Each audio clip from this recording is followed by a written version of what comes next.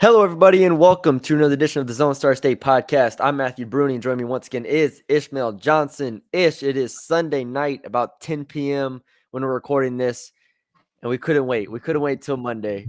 The brackets are here, and we're going to talk about them. I don't know if we're going to give picks Yeah, per se. I might give leans, yeah, but I do need a couple days to process it. Me personally, I don't like yes, going with my gut a lot of the time, but the brackets are here, Ish. yeah. Brackets are here. Funnily enough, we were both like occupied with other things during like the announcements of the brackets, so we both like haven't had a chance to like fully dissect them till now. We got like the big, we know Texas is in, we know big headline stories like that. But as far as like really looking into the matchups, like we haven't really, at least I personally haven't had a chance to like really go in. As my cat just attacks the chair behind me. Can you hear that? I have no idea if you can hear that. At He was 10 like, p.m.? Does he this was like, cat sleep? I feel like this cat never sleeps. he sleeps when I'm not here during the day, which is the problem. So Then you he show comes up. when I'm here. He's whatever. Anyway, yeah. So I'm still like working out through like specific matchups as far as like who exactly on the court, who I like versus who. But yeah, it's felt great. Like I miss that feeling every year. I miss that feeling of like the bracket, looking at what teams is like, oh, this team got a good draw or whatever, which team got Yeah. a bad draw. So I miss that feeling, and I always forget about it until it happens every year. Well, I'll tell you what I need to do. I need to find somewhere to print out like 20 Yes. brackets because I need physical brackets here. Right. And I Yes. think Yes. last year I don't think I had one, which bothers me.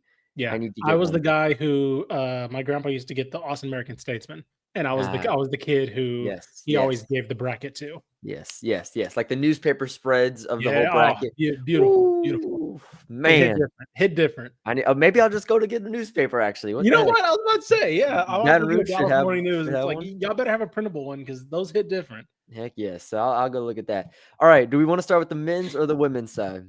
Let's start with the men's. We got more team on Let's the do it. men's, Yep. and we should. I think we have more teams that are in contention for some things on the men's. So I figured that'd be a headline discussion. Okay.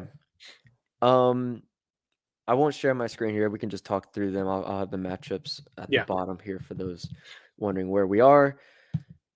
You want to start at the top one let's seeds? go. Yeah, let's go The with the one top. seed.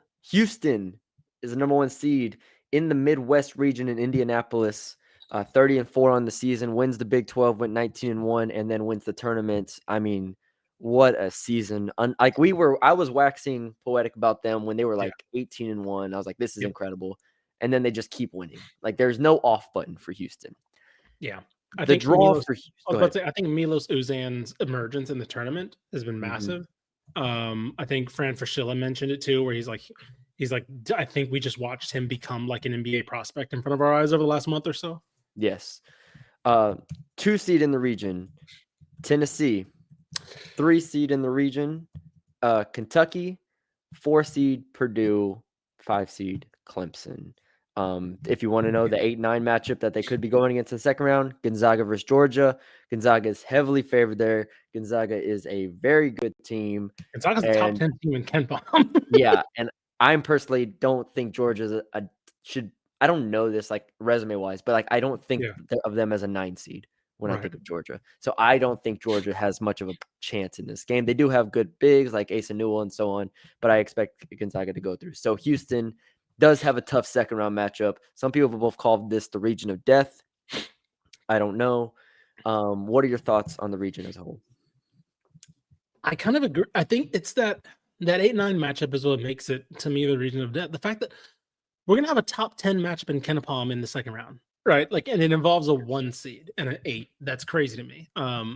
Again, I know Gonzaga's resume isn't great because, of course, they play in the West Coast Conference. So, and they also didn't dominate the West Coast Conference like No, they St. have. Mary's won it. Right. I was about to say St. Mary's won Well, it. regular And I think season. they also lost to like Santa Clara and all that as well. So, like, there's some losses on Gonzaga's resume, but there's also some very impressive wins on their resume. Of course, we talk about beating Baylor by nearly 40 to open the year, right? They lose in overtime to Kentucky.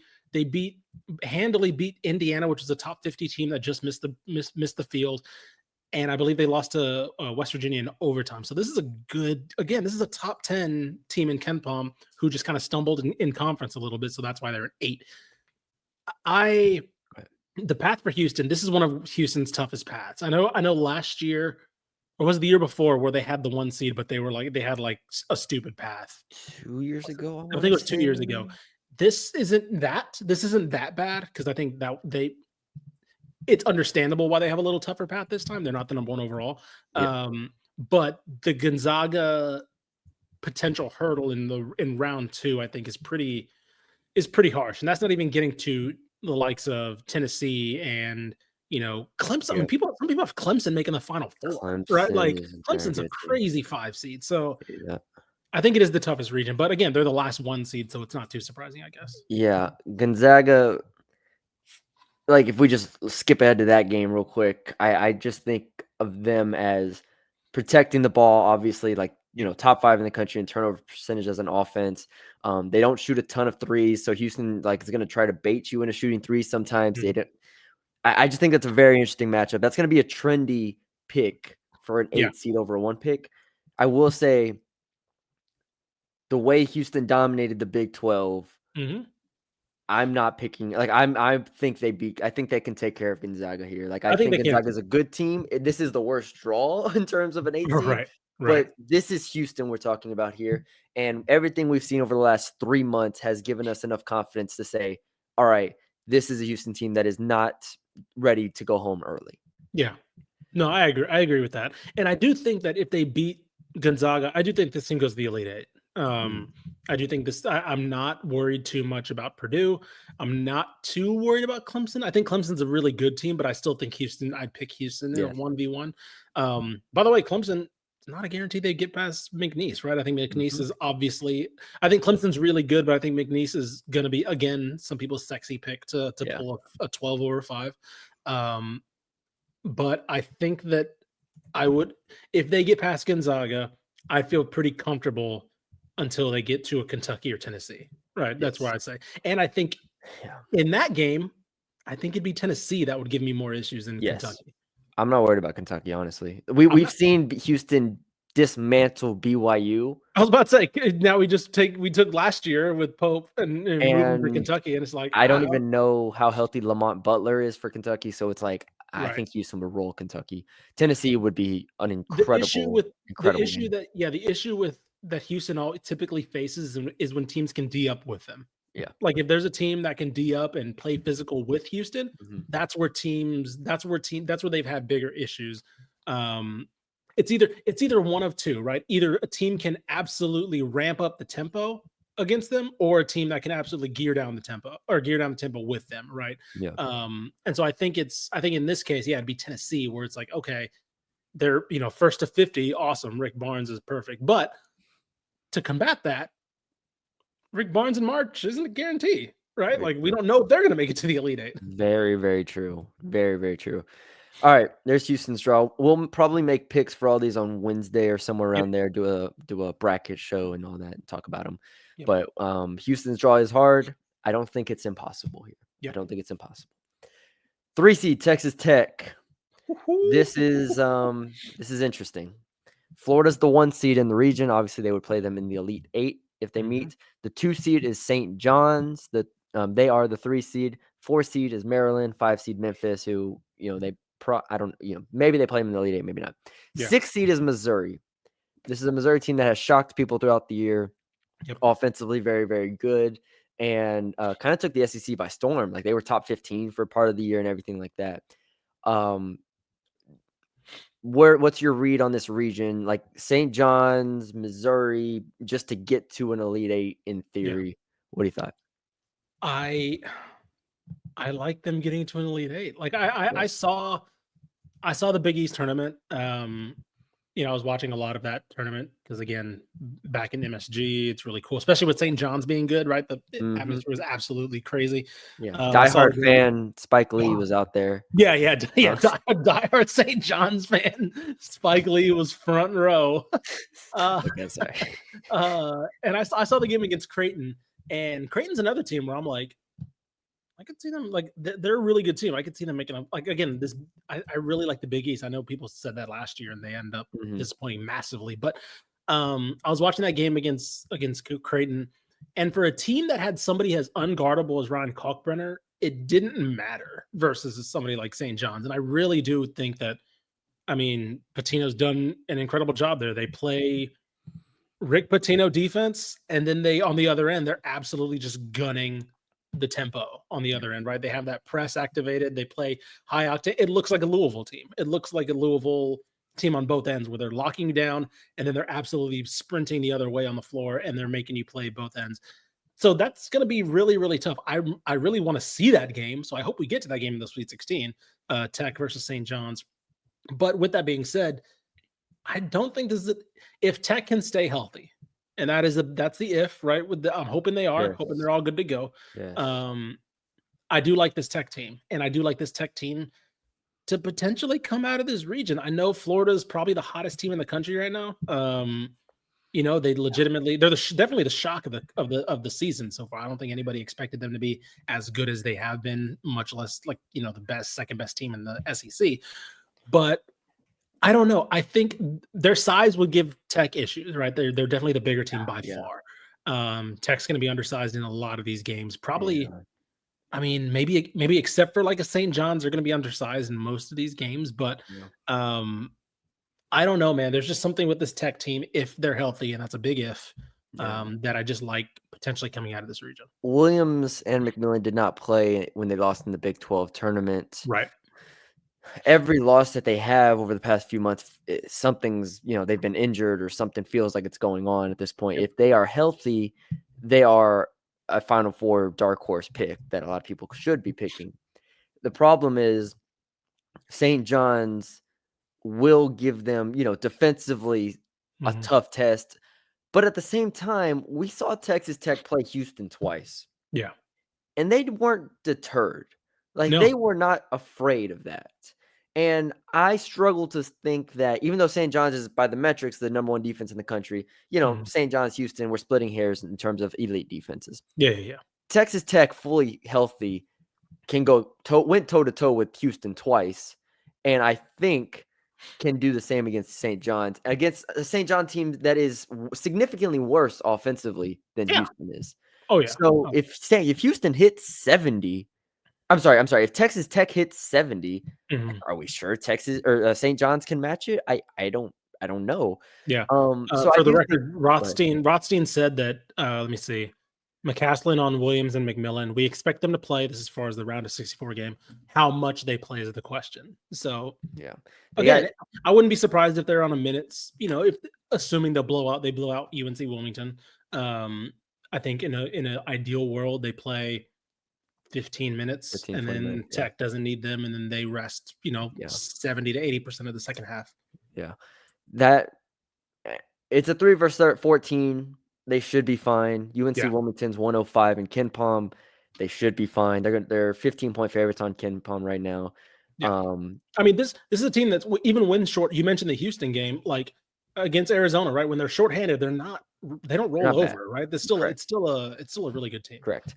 So, just looking at it, I do think I would, in theory, have them in the Elite Eight. I need to look at it deper if I want to pick them over Florida, though. Yeah, I was about to say that's why I think this is the right region for them to come out of potentially, but we'll see. Yeah, I also don't think Florida gets caught by Maryland or Memphis. That just doesn't. Memphis has been playing with fire way too much. So I texted you. I texted you when I think when somebody said that Tyrese Hunter was out of the ACC title game, and I was like, "Evil dies tonight." I was like, they're cooked finally, and what do they do? They won. So.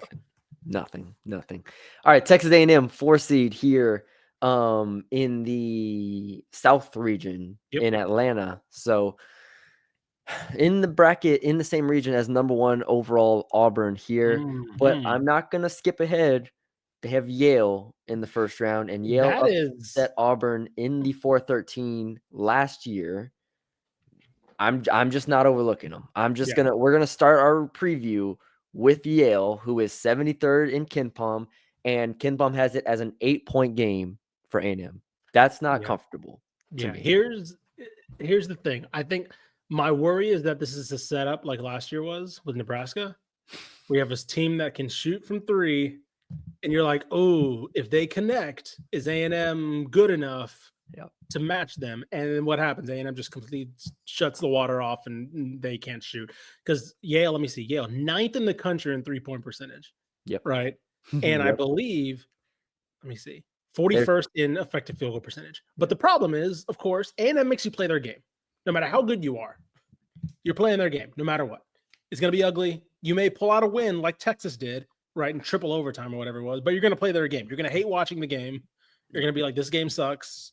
These teams suck. But then you realize A&M's just playing some voodoo magic on you, and everybody forgets how to play basketball. That's what I'm worried about with this. Everything on paper is there for Yale to be the team that pulls dude, an upset. everything's on paper right now. Everything is They there. are 22nd in the country in defensive rebounding percentage. Yeah. So what's They ain't obviously giving those second boards up. A&M is an offensive rebounding team. They're going up against a good defensive rebounding team. Yeah. Clearly maybe the numbers are inflated because they're in the Ivy League, sure. But regardless, top 20 in the country in turnover percentage on offense. So they don't turn the ball over. And they can shoot the three ball. Now, Also, granted, they're they not only a lost high. by 8 to Purdue this year at the beginning of the year.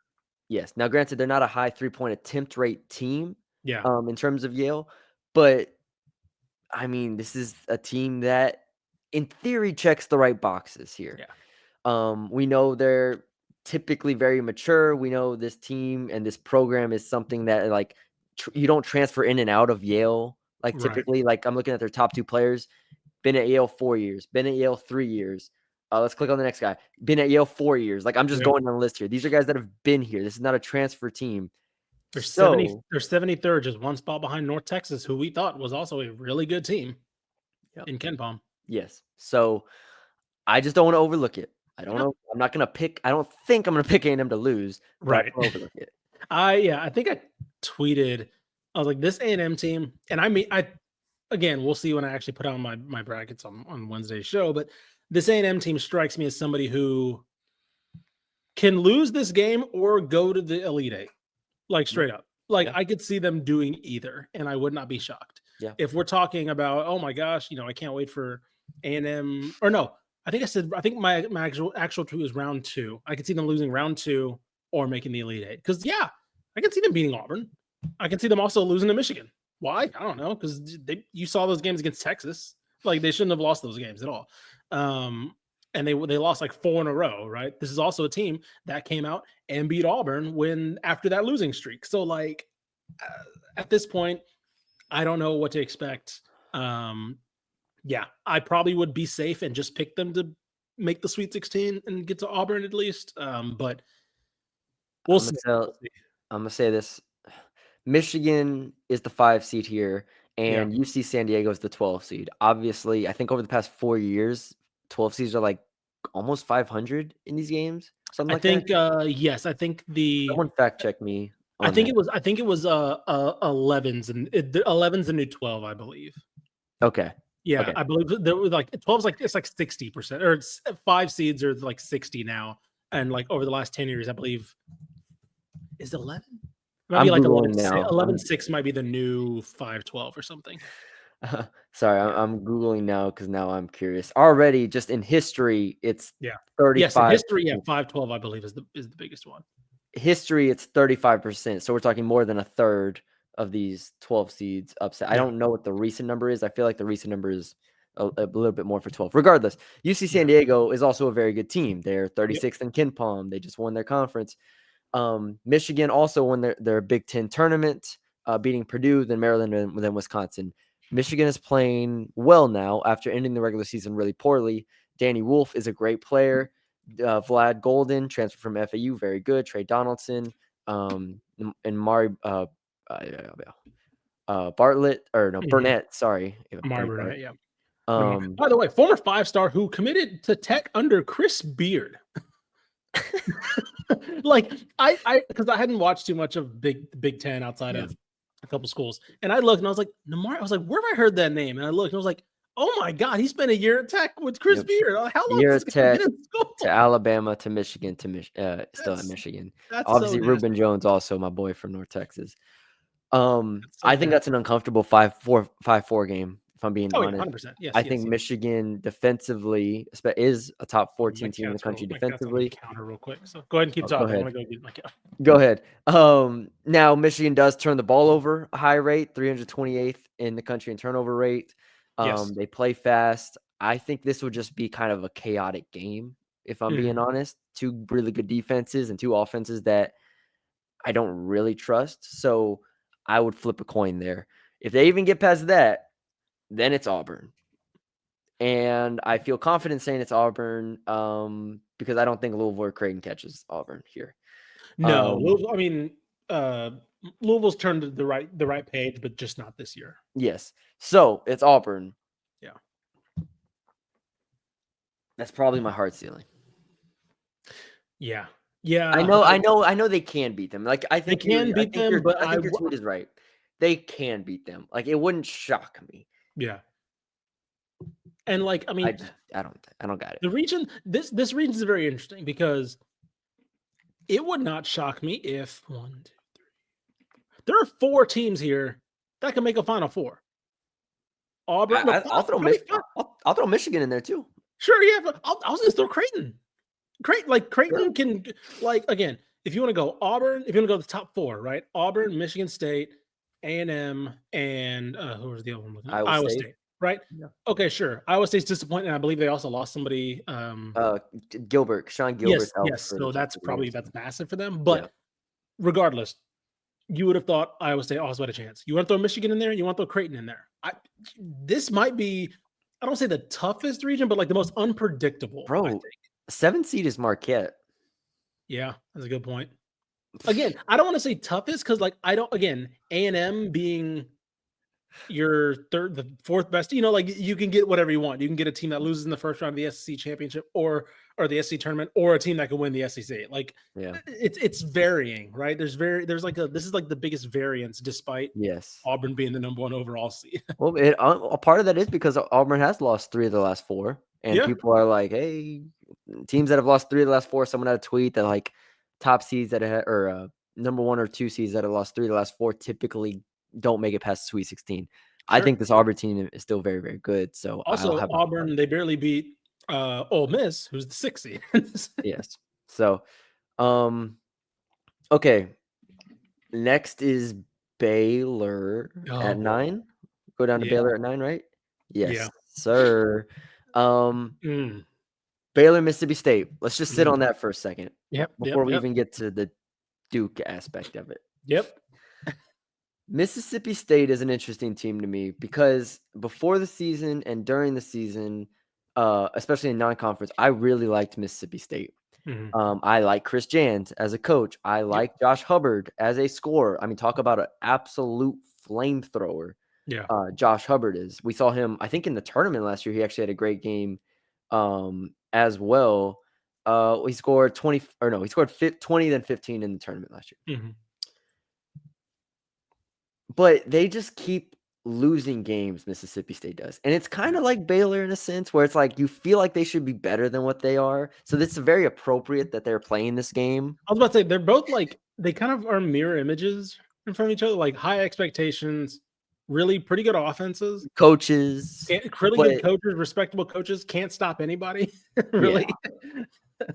Yeah, so, but it's just like something's missing. Something's not quite right. Right. And so here we are in an 8-9 matchup where, you know, they're coin flip games already.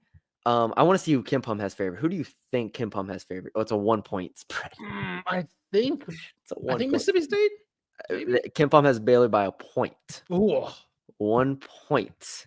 I think the upper. I mean, it's the VJ Edgecombe factor for me, right? Like that's where, like, if you want somebody who you think can mask everything else, right? VJ Edgecombe is somebody who you think Baylor can overcome Baylor's whatever lapses on defense or whatever, and have that take over a game factor. It's VJ Edgecombe for me, and that's probably what. I don't know exactly what Kim Pom favors. Their metrics offensively are a little better than Mississippi State's, but for me, it comes down to like who's the guy that kind of overrides everything, and it's Edgecombe in the end. Yes. Here's the one thing, and I think this checks out in my brain. Baylor's defense, we talked about the entire year. Yeah, they haven't guarded the three well. They're 277th in the country in 3-point defense. They just have not been able to really guard the 3. Outside of Josh Hubbard, there's not a lot of good shooters on this Mississippi State team. So Mhm. if you can put Edgecombe, or if you can put, I wouldn't start Rob Wright on him, maybe Roach, but like if you Yeah. can take away Hubbard's 3-point shot Yeah. and not let him go off for 25 points, this is a very one-dimensional offense here for Mississippi State. They're 298th in 3-point percentage offense. They try to get in the paint. They try to play off two and try to play, fast. They're top 50 in the country in tempo. Right. So now that the more I look at it, you pair that with the fact that I do think VJ Edgecombe is the best player on the court. Mhm. I'm talking myself into Baylor here, I think I am too. and it's And, scary. like, I do think the thing for me with Baylor too is, like, it's not very good, but they have had spurts of, like, that zone defense doing some things. Right, like, yeah, it hasn't been pretty. It hasn't been effective that well. But, like, the Kansas State game, right? They just shut down Kansas State. And, like, Kansas State couldn't figure, and again, Kansas State, not a great year for them, but, like, Kansas State was a respectable team that could not figure out that zone for whatever it was, right? I think they made like terrible. 2 of like 23s. And if you can't figure out the zone, you are just shooting threes at the end. So, like, if this is the similar thing where this is not a good 3-point shooting team in Mississippi State, they can't unplug whenever Scott Drew switches to that zone again, I could see something similar. So I think I'm talking myself into Baylor as well, because that zone gives them a little bit of a thing on defense when they didn't have a thing, like at the beginning of the year. Yeah. This is famous last words. I'm I was talking about to myself into say. Baylor. Mississippi State by 20. Just famous last words. Here we are. Well, I mean, look, you also picked VJ Edgecombe as your guy to watch in March, which I would agree with. I very much hope we get a little bit of a mixtape from VJ Edgecombe from a couple games. I got to stick with Baylor now because I did that, because I got 1,000 views on TikTok because of this damn thing. All right, if Baylor wins the game, they play Duke. And I just want to say, what do we talk about with A&M in the SEC tournament on the women's side? Pack it up. Just don't pack all your goods the night before because we're checking out the hotel. I was about to say 11 a.m. checkout, whatever time it tips off, is we ain't going back to the hotel. We're playing the game and going home. Great season, boys. The VJ, odds just go to the NBA combine. You can just head right down the street, brother. At the very least, there'll be a lot of eyes on it from a NBA draft perspective. Oh God, yeah. I mean, you're watching 2 lottery picks go at it. I mean, 2 top 5 picks probably. I mean, 3 probably 3. Maybe. I was about to. You want to talk about Kneppel as well? Yeah. The thing is, Duke is more than just Cooper Flagg, who missed the AAC or most of the AACC tournament. They still win the ACC tournament, beat North Carolina, beat Louisville without Cooper Flagg. Now Baylor's hope here, and I hope Cooper Flagg is okay, but if you're Baylor, that is your only hope. That is, that he is not healthy. That he is not healthy and he can't. Because I think he plays, but how good he is. How explosive is he? Like, the things that make Cooper Flagg. Right. If he is 60% of Cooper Flagg, he's still a very good player. But like, then you have a window. You do have a window at that point. Yep. How big is the window? I don't know. But regardless, a lot of this hinges on Cooper Flagg's health. And that's unfortunate to say, but because honestly, I would still pick Duke even without him. But there's a window at that point to where Baylor could maybe do some things offensively and get going, because you don't have Cooper Flagg, who is just everywhere and, a monster on both ends. Yeah. So that's really the only hope. I think John Shire, he was told Reese Davis on one of the shows today, he says, our goal is for Friday for Flagg to be back. So he hopes to play in the game. That's when their game is. That's when their first round game is. Yeah. Yeah. So he's hoping that he's back. Again, we'll see what I always thought it was because he came back in the game that he got hurt in, right? Then he sat out the next game. So like, I felt like it was a game where like, okay, adrenaline's going to kind of push him through, and then like the leg's going to swell or something. Then they got to figure out afterward how everything. It feels like it was that type of scenario. So if you're hoping that he was good enough to come back in a certain capacity, you're hoping that just some rest, and some mending will have him good. But yeah, like you said, like they're probably hoping for like 10, 15, 20 minutes on Friday, and then rest him for next week. Yeah. or early next week, I guess. Yeah. If if Baylor wins both of these games, Yeah. I don't even think they beat Arizona in the next round. I was about to say Arizona. Talking about a team that caught fire. Arizona beat them twice this year. Honestly, even though the scores were not blowouts, I still just don't think Baylor can compete with Arizona. So like hard ceiling, Sweet 16. Right. Probably a realistic hard ceiling is round 2. And we'll see. Yeah. All right. All right. Texas. We do have one more. We have one more. I didn't mean to laugh, Texas fans. I'm sorry. Snuck in there. He snuck in there at the end there. I can't believe this team is playing in the tournament. I can't believe it either. Texas administration had been silent on Rodney Terry on the off chance that they make the tournament and they go win a couple games and they have to delay firing him for a week or two. Or God forbid they make a Final Four or an Elite Eight or something. And now it's everybody's back on the train. Because honestly, Terry, baby. And I don't want to turn this into a Rodney Terry podcast. I don't. Yeah. But if he makes the Elite Eight, I think it's a hard time to fire him. I do. Yeah, that's 2 Elite Eights in 3 years. If you make an Elite Eight, he's not going. And if you make an Elite Eight twice, you get to keep your job. Yeah, I think that's fair. So, if honestly, a Sweet 16 would be interesting. But regardless, they make the tournament. Everybody in the world is saying how they shouldn't have made the tournament. They should have made the tournament. The SEC gets 14 teams in the tournament, which honestly, even as an SEC, which by the way, I think Bruce Pearl called in like October, which is pretty incredible. I think Rothstein posted a tweet or like somebody retweeted a tweet from like October where Bruce Pearl said like we're gonna get like 11 teams, and everybody's like, what are you talking about? 11 teams? They get 14. 14, and even as an SEC guy myself, that's crazy. That's crazy. Texas getting in is crazy. Oklahoma got in. Oklahoma got in as a 9. That's crazy. Yeah, like that. Those two are crazy. Like Texas, yes. Oklahoma's a 9. I already said Georgia as a 9 was crazy to me. Like these are good teams, but they're not. Like, whatever. Texas makes it. All right, let's talk about Texas. Yes. Yeah.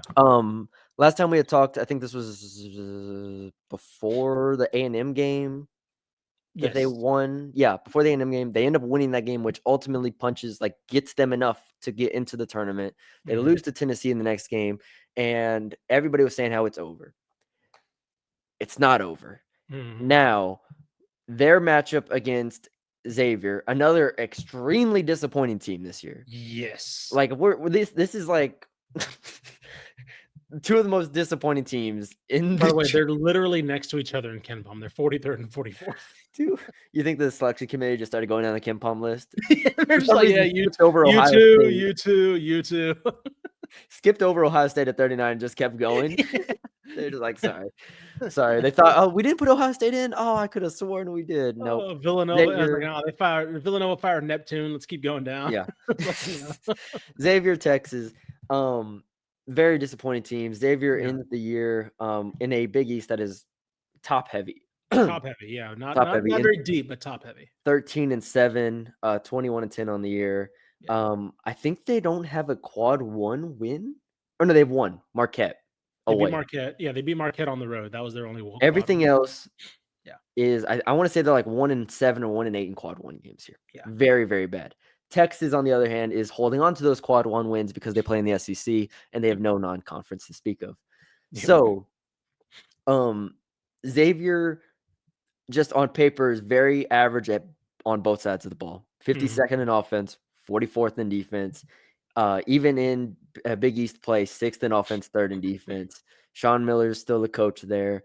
This is a team that is very good defensive rebounding, very good at shooting the 3 ball, 6th in the country, 4th in assists.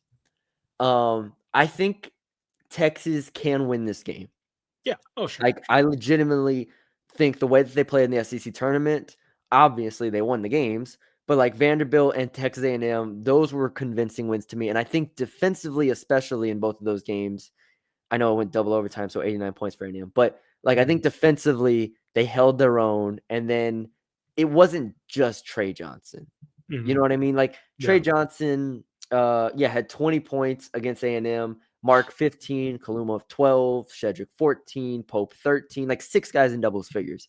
It didn't feel like the Trey Johnson show as much. So that's a good thing. That's what we've been talking about. So I actually think they win this game. What are your thoughts real quick on this game before we get to their next game? Yeah, I think they win this game too. I think they have size advantage. They're not like Xavier is also one of the oldest teams in the country. I believe they're like second in terms of like years experience on the team. But Texas isn't the 21st, right? So like this is an experienced Texas team. Yeah. I think they have a size advantage. They of course have the best player, right, in Trey Johnson. And like you mentioned, there is something to be said about, oh, this team's going to get bounced by so and so. This team's going to get bounced in the SEC tournament. They're not going to make whatever. Rodney Terry's fired, right? There is a thing to hearing that and then going out and at least winning this game and setting up potentially something interesting. I do think like the one thing we can say about Rodney Terry is that he's gotten his guys up to play, right? Like when things looked down, when things looked back, their backs were against the wall, the team has stepped up and played quite a bit, pretty good basketball. So, I think they get this done. I think that at the very least they get this one win. Now, in order to save his job, he'll need a couple more wins. Second round, they will play, or in the first round, they'll play Illinois, who's the 6th seed here. Illinois is one of, and I'm not a Big Ten guy, so maybe you can help me. But from what I understand, Illinois is one of the streakiest teams in the country. Yes. Like just flat out. They've, I believe, let me see. They're a team that's lost to Tennessee by 2, beat Missouri, also lost to Wisconsin, who's pretty good, but like by 20. Nebraska, Rutgers. Lost to Duke by nearly 40. Right? So like this is a team that's Maryland beat them by 20. Right? So like this is very much all over the place. Bama beat them by like 11. But then they have wins over, let me see, did they beat? No, they lost to Michigan State twice. I thought they beat Michigan State. Purdue, Missouri, like you said. Streaky is a good way to describe them. They're pretty good offensive. They're pretty good offensively. They're average-ish defensively. They don't shoot the 3. No, they do shoot the 3. Sorry. They don't shoot the 3 well. They shoot 3 a lot. Yes, there you go. Sorry, they shoot the 3 a lot. They don't shoot it well. I was gonna say top 30 in the country in 3-point attempt rate, but 316th in percentage. Yeah, and then they defend the 3-point line pretty well. So Kasparis, I can't say his last name yet. Once I get in my draft prep, I will. Is a NBA draft guy, so we could be seeing 2 top 10 picks in this game if that plays. That's cool. Trey White's from Dallas too. Trey White's I forgot where did he go to? Oh God, did he go to? This just says Dallas. Dallas White. I think he went to Dallas White High School. Okay. But this isn't an unwinnable game. No, it's not unwinnable. They're definitely not unwinnable. Like they're what, 20th in KenPom? Like 20th in KenPom? I mean, they just beat A&M. I mean, so again, I think that's a winnable game. Then, in theory, 3-seed Kentucky. I don't think they can beat them. I don't think they can beat them. I'm not. Kentucky's very streaky. As much as I don't like a Mark Pope team, like in March, as we saw with BYU, I do think that I don't think Texas can keep up with them. Like even on a bad Kentucky shooting day. Now I'm thinking about it. Oh God, here we go. What if Trey Johnson just goes off? I mean, what if this is the Trey Johnson game? I mean, we could have the Trey Johnson game in either of the game before. You're right. I could say that. I could say that at any time. But what if this is the Trey? This one's a Trey Johnson game. It's like, it's like the Arrested Development meme. I mean, he had 32 against them in the first one. Oh God! Well, Kentucky doesn't play defense, and they lost though. Damn it! Damn it! He had 32 and they lost still. No, sorry, they won. They did win. Oh my gosh, 82-78. Here it is. I was looking at it wrong. You're confused. Hold on. So he had 32 and Tremont Mark had 26, and they won by. I mean, Kentucky doesn't play defense. Yes, I talked myself into it. Hold on. You're giving Rodney Terry an extension right now. If they win that game, what's going on? Right now? If they win that game, give them a 5-year extension. What are we doing? They have Tennessee next, and they're not beating Tennessee. They're not beating Tennessee. I'm sorry. There's the hard. As much as I would love to say the whole Rick Barnes and March thing, this is what gets him over the hump in March is if he runs into Texas. this exact scenario. Rick Barnes and March. It's like, oh, how's Rick Barnes doing March? Well, when he plays Texas, he's pretty well. Plays Rodney Terry on the other side. He's like, all right, I've lost to St. Peter's. It's the I'm not LeBron losing. gif. Him staring. It's the LeBron in game 6 gif where he's just staring ahead. He's like, I'm not losing to this guy. No. So the hard ceiling, Sweet 16. Hard ceiling. Which is still damn good. Which would still make it very interesting. For fun, just for fun. Does he come back if they make the Sweet 16? Good Lord, bro. They lost first round last year? Oh, wait, how did last year go? Sorry, I'm blanking on last year's Texas team. This team. Second round. Second round. They got second round, yeah. And then they got beat by You Tennessee. fire a coach that went Elite 8, second round, Sweet 16 in 3 years? I don't think you can. I was about to say you got to. Okay, you don't have to extend him. I don't know what. I don't think they extend. But like next year could be like he's not fired. Oh my God. Okay, we've just extended Rodney Terry on this podcast. Let's talk about something else. Let's talk about the women's team. Yeah, please. We don't got that many teams. So holy moly. Okay. Oh Lord. 1 seed Texas. I'm just gonna say this right now. I think they got the easiest draw of anybody. I think so too. I mean, we can talk about Texas and TCU. They're in the same region. So sorry to TCU. TCU is very good. I think Texas can beat any of these teams. Now, Notre Dame is let's just talk about this region. Let's just talk about this region. Let's just do this whole region. Texas is the 1, TCU is the 2, Notre Dame is a 3 somehow, some way. Duke is past them. I didn't see the selection show, so was that a shock to them when they or did you? I didn't hear. I was watching it. I didn't read. I didn't listen, so I didn't really see. I mean, just when I saw it, I was shocked that they put Duke over Notre Dame. I understand they just beat them, but body of work, I don't see it. 3 seed Notre Dame, 4 Ohio State, 5 Tennessee, 6 Michigan. We don't have to go any lower than 7 Louisville. TCU could play Louisville. And shout out our Lady Jacks, 14. Oh gosh, I'm so sorry. Stephen F. Austin, 14 seed against Notre Dame. What a terrible draw for Stephen F. Austin. It's an awful draw. This is what they talk about, right? If you underseed a team, it's not that team you're punishing. Right. It's the team they're playing that you're punishing. And Stephen F. Austin has been done dirty by the committee. So yeah, they got to face Hannah Hidalgo now. Yeah, that's freaking ridiculous. Don't underseed them. Let them play Duke. Okay. Do that. So I started off by saying Texas. I think cruises. I kind of do too. The only thing is if Notre Dame makes it the whole way, right, to meet them in the Elite 8. Yes. Of course, Notre Dame beat them before. The difference is, I do think. Let's put it this way: TCU versus Texas. I think Texas wins that handily, right? Yep. I think Texas is strong where TCU has struggled, which is somebody who can, when you have players you can match up with Sedona Prince. That's quite literally been end all be all of what TCU struggled with. Notre Dame does not have that. A player that matches up with TCU. That's what makes that matchup very interesting. Do I think TCU is the better team overall? Probably. But that X factor of Sedona Prince being able just to stand there and say, cool, we'll just come at us. You don't have a player who matches up physically with her. They already beat him once this year. Yep. Right. They basically, like, for TCU, it's basically like, are they going to trust Sonia Citron to go up against Sedona Prince? And it's like, I wouldn't. Like, I know she's like basically an undersized big the way they play her. And like Liatu King, or basically is the other one. It's like, I don't know. I think Notre Dame's a really good team that has a very big flaw that TCU can exploit. Yeah, they have Kate Koval as well, but I think Kate Koval's kind of fallen out the rotation, the freshman. Yeah. They played on November, I believe it was 29th. Yes, November 29th. They played in the Cayman Islands.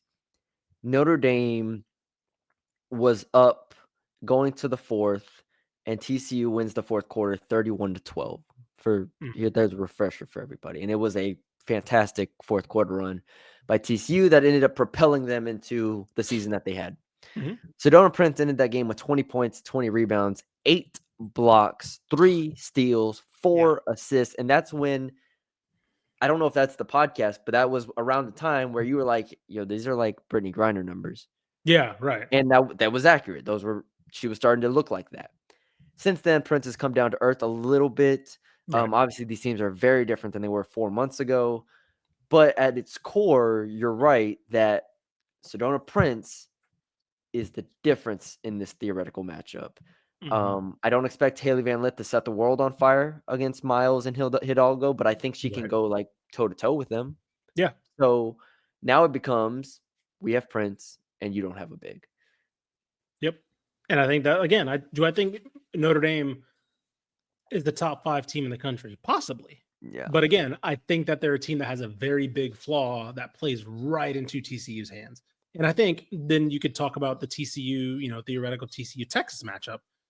I think TCU has a very big flaw that plays right into Texas's hands, which is, oh crap, you have somebody who can go up against Sedona Prince. Well, Texas has 5. Vic Schaefer would love nothing more than to play 3 bigs with Rory Harmon and Madison Booker and just say, cool, nobody gets anything in the paint, and TCU's just shooting from the outside.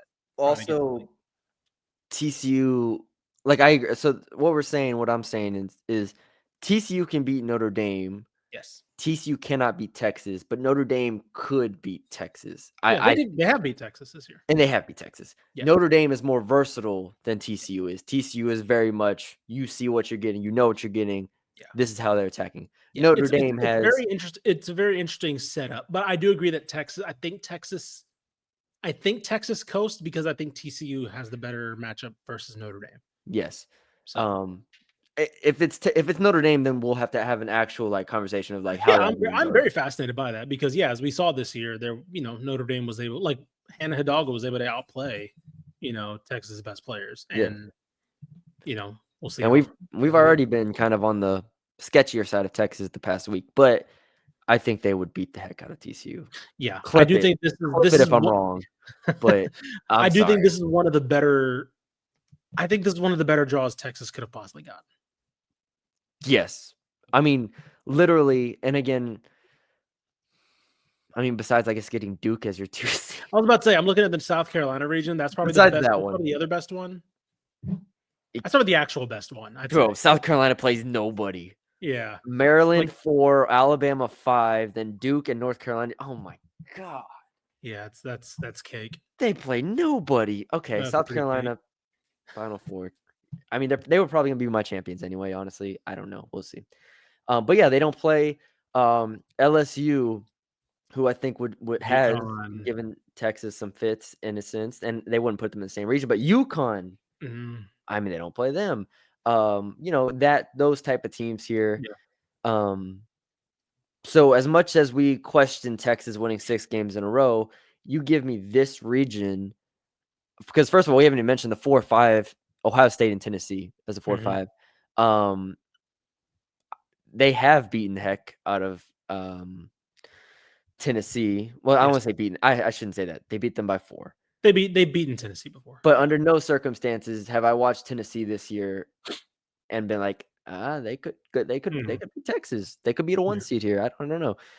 So whoever comes out of Ohio State, Tennessee, they play very similar. Try to speed you up. Texas usually is able to handle that. Maybe one of the teams gets hot. But regardless, I just look at this and say, I think Texas, this should be okay. Notre Dame is the only one here that scares me. Yeah, same. SFA, I do want to give them a shout out. SFA, again, plays the best 3 seed. Honestly, maybe even the best 2 seed out there. They play Notre Dame in the first round. Terrible, terrible draw. I did watch them win the championship, though. I did watch them beat Southeastern, and I do want to just tip the cap.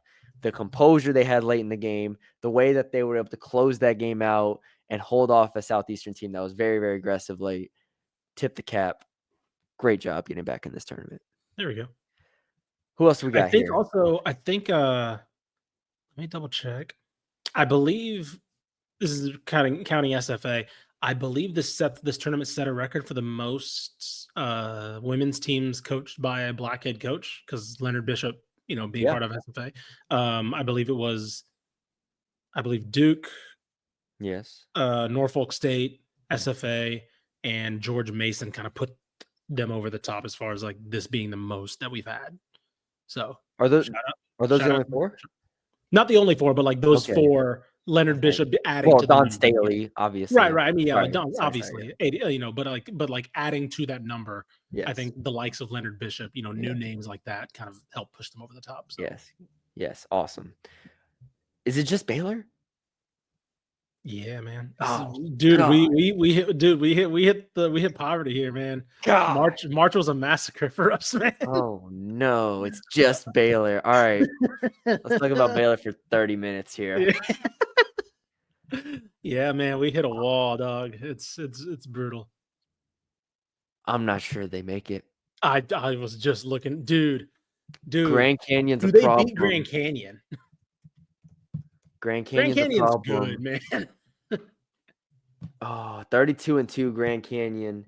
Molly Miller's one of the coaches that have been linked to a lot of different jobs. Yeah, I think she's a favorite for Arkansas, or at least their top choice reportedly. Yeah, one of them in like Missouri, I think, or something like that. Yeah. They lost to Oregon this year by 16. Oregon's about on the same tier as Baylor, so that was at Oregon as well. So this won't be at Baylor per se. Oh yes, it will. Yes, it will. Baylor's a 4 seed. So this will be at Baylor. Sorry, changing to the women's side. But they beat Arizona State by 11. They have beaten Arizona at Arizona by 3. Mm-hmm. Like ultimately, it's the women's tournament. There's very few upsets. We know this going in.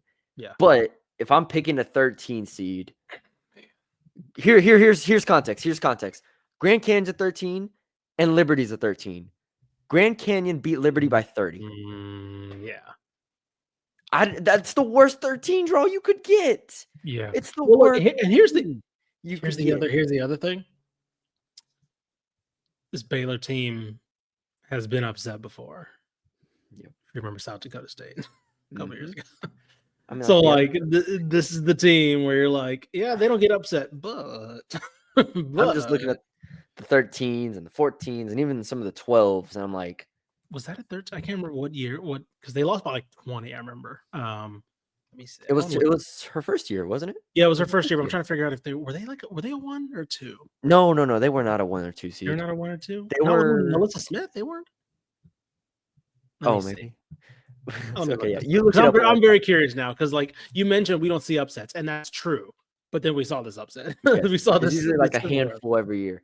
Yeah. The point is, Grand Canyon's the worst 13 seed you could face here. Yes. And they're probably gonna win. Okay. So they it was a 10. It was a 10 over 2. It wasn't like a massive. Okay, that's what it was. Yeah. Yes, but I mean that's a big upset. That's a pretty big upset. It was a second round. I thought it was a 10 seed making the Sweet 16. Yeah.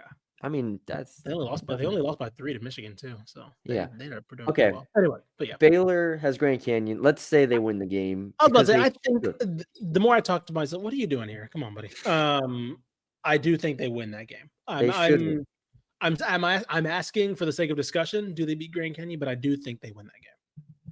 They should win the game. Yes. Now it gets real interesting with Ole Miss in the second round. Yes. And that is a game that philosophically could not be more different.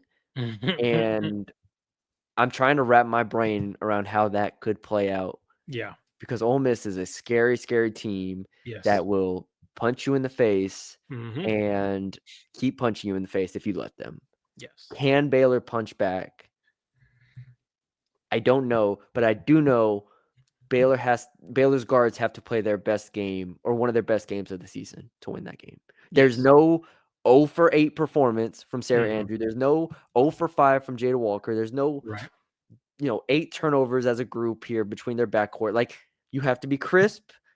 Ole Miss is going to step to you, and you have to respond. I hope they're ready for it. I hope they're ready.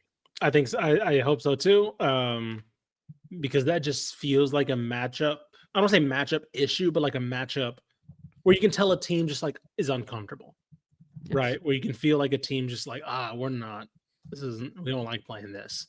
Ole Miss, they remind me of just like that perfect, like, I don't know. They remind me of like a machine that just gels, right? Kind of like where it's just like they share the ball, they beat you up defensively, they don't turn the ball over offensively, and there's like they just kind of, it's like death by 1,000 cuts almost a little bit.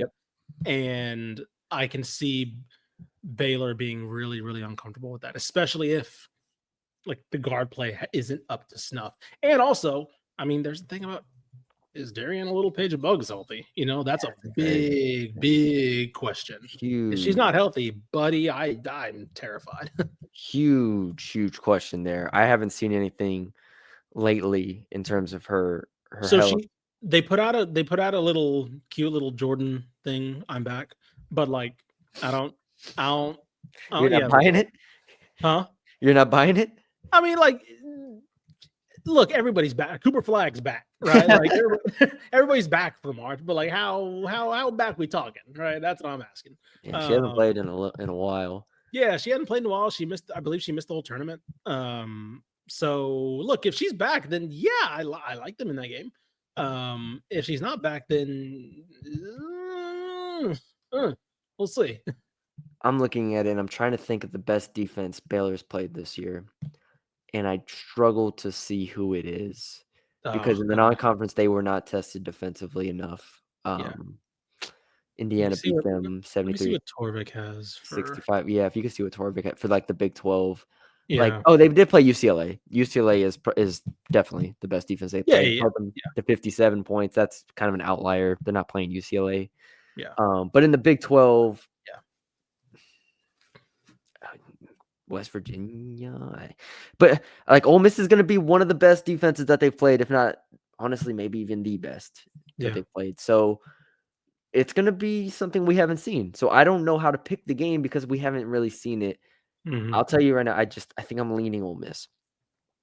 I'm sorry. Yeah, I wouldn't be shocked. I mean, I really wouldn't be shocked. I don't think I can. If they beat Ole Miss, they have UCLA, and UCLA beat them by 15 in New Jersey earlier this year. I don't no. Yeah, no. Look, it's a great season. Yes, make the Sweet 16 because that's back-to-back years in the Sweet 16, right? They came out of the Virginia Tech region last year, and they lost to USC. Mm-hmm. This year, come out of it, play UCLA. Like, that's back-to-back Sweet 16 seasons. You can't be mad at that. No, at all. A win over Ole Miss would be massive. I will be very, very excited for Nikki Conn and them if they beat Ole Miss in the second round. Yes. So that would be great. All right, that's it.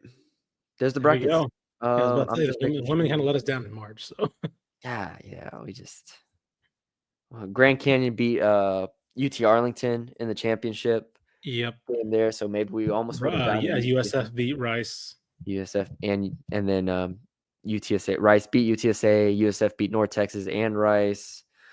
So a couple conferences let us down here, but we're still here. We're still here. We're still here. This is going to be fun. I think on Wednesday we're going to try to put out our bracket, our official bracket. Once we analyze this a little bit more, get more injury updates too. By the way, that's one thing that we need to definitely get. Very significant for Baylor making a deep run in the men's side with Cooper Flag out. I already know Ish is going to put that in there. Oh, calm down. Who do you think makes? What's more likely to make the Sweet 16? Baylor right now? Texas has a better shot at Sweet 16 than Baylor because they don't have to play Duke, obviously. That's crazy. But they have to play an extra game. Probably not wrong. Yeah. That's crazy. Who has a better shot at Sweet 16? Golly. Texas or Baylor. Now, Texas does have to play an extra game, though. So that's... It does, but what is it? It's March. Like you're used to playing games. So like that's my thing. Yeah. Is like, and I think I don't see fatigue being that. Once we get to the tournament, I don't see fatigue being that big of a factor because you're playing every week anyway. Like everybody's. And I think since they put in the 11 play-in, like the play-in games, I think an 11 seed has made the Sweet 16 like almost every year. Yeah. Man, you might be right. I've gotten lucky. Sorry, I'm giving out some free notes. I hope y'all aren't in my bracket pool, but let's just say I've made some money off of getting 11 seeds lucky, getting them on a little run here. Not like a UCLA. What was it? UCLA 4 years ago that made the Final Four, I think it was. With the Juzang team. Yeah. I'm not saying that's going to happen, but that is something that happens a lot. So, okay. I could talk about this forever. I was about to say, this is where I'm in the bag right now. This is it. We're here. We'll talk about the rest of the bracket later. Yeah. All right. Thank you all for joining us. Leave us a like, comment, share, subscribe if you haven't already. Maybe we'll do a bracket pool ish. Start a bracket pool up. Ooh, that'd be fun. Winner gets a gift card. There you go. There's one. All right. Thank you all for joining us. Leave us a like, comment, share, subscribe if you haven't already, and we will talk to y'all later.